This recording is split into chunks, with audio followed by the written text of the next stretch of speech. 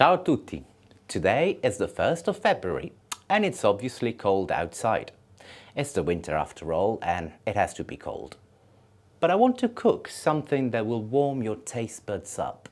It's a special old Sicilian recipe called Sfincione. In the old times, people who worked in the fields used to cook good food with the few ingredients they had in the cupboard. For this recipe, the ingredients are listed in the box down below.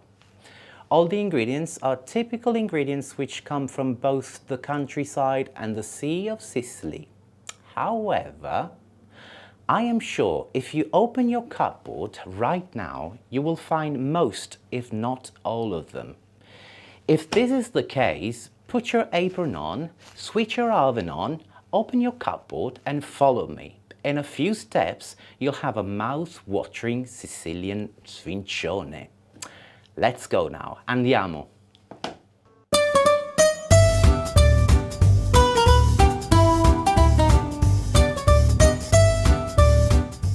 First of all, let's make the dough. You can use either your hands, a food processor or the KitchenAid or whatever you want to. Today I'm going to use my Thermomix, which in Italy, by the way, is called bimbi. Thermomix, bimbi, don't know why, but I think bimbi is easier to pronounce in Italy rather than Thermomix, but either way, it works perfectly. Let's start combining 1 tablespoon of dry yeast and 300 milliliters of water. You can use lukewarm water or room temperature water, but don't use hot water because you will kill the yeast. And never put the salt in contact with the yeast, otherwise you will kill the yeast again. So yeast, 300 milliliters of water.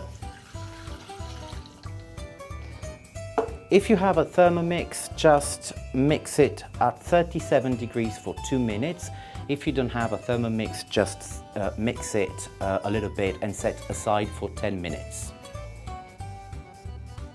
Right, now add 300 grams of plain flour and 300 grams of strong bread flour.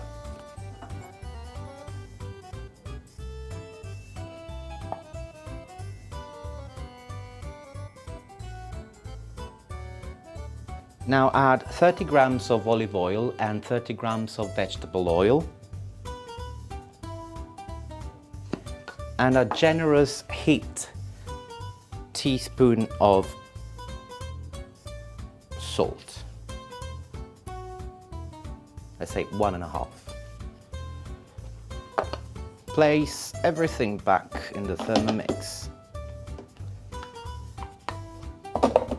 Close the lid and mix with the dough function for 2 minutes. If you don't have the Thermomix, don't worry, just use your hands for 10 minutes or until the dough is smooth and elastic, or 5 to 7 minutes in a KitchenAid. Okay, now as you can see, the dough is ready. It's elastic and quite smooth, so it's not wet. So you can, at this point, you can either leave it in your Thermomix or you just place the dough in a bowl, cover it with some cling film and place it somewhere nice and warm in your flat, in your house, until it doubled the size, or which will be like in a couple of hours normally. So in the meanwhile, we can prepare the topping. So finely slice 2 onions like this and put it in the casserole with some 2 tablespoons of olive oil and low heat for 10-15 minutes, just the time for the onion to soften a little bit. We can add our tomato passata Great. Now, low flame for around 30 minutes. I will let you know the texture that it has to be at the end. So this is liquid for the moment.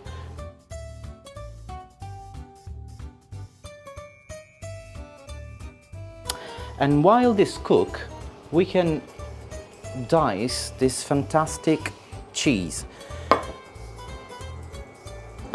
So the cubes must be like 1 centimeter in size.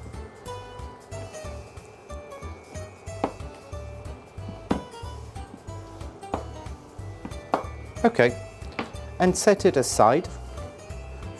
After the first 10 minutes, add 8 anchovies, a good tablespoon of oregano, or oregano, we call it oregano, and a nice pinch of salt.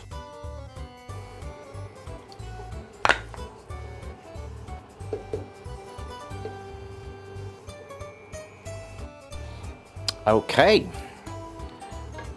another 10 minutes have passed and this is the texture. Yeah, I would say it's ready.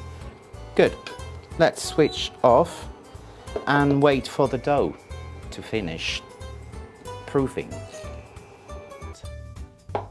The dough is perfectly risen. Now gently ease the dough into the edges of the tin.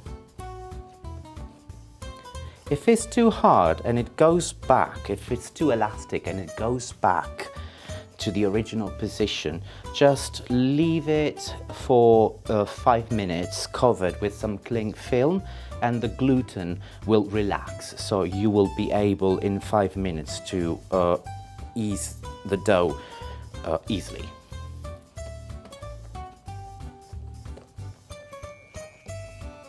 Next, stick the cheese cubes into the dough randomly. If you are OCD, you can try a pattern, but I really suggest to go randomly. This is the beauty of the Sfincione. Everything is a bit random actually. You don't have to follow strict rules. Great. Now pour the salsa on top of the dough. Don't push, just for the moment, just go for some tablespoons like this, roughly. And don't forget the edges. So just try to get the edges dirty. It's not like the pizza, you know? And the pizza, you leave the frame white. In this case, you want to reach to the edges, but not with a lot of condiment, just a little bit. You just have to like paint the frame. So let's sprinkle some more oregano on top, like this. Not too much, just a bit. Some parmesan or caciocavallo.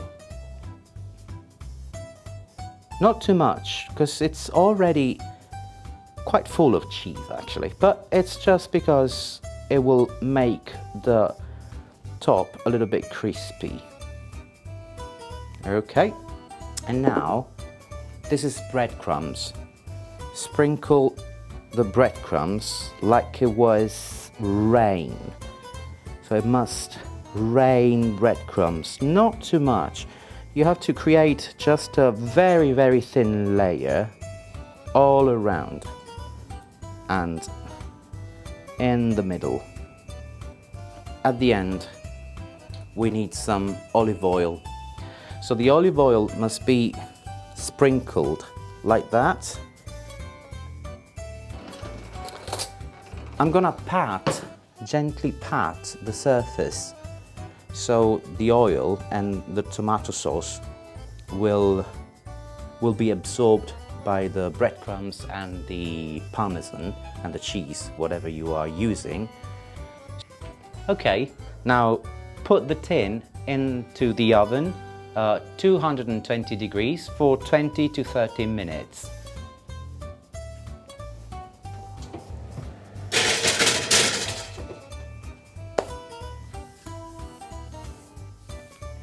Let's wait.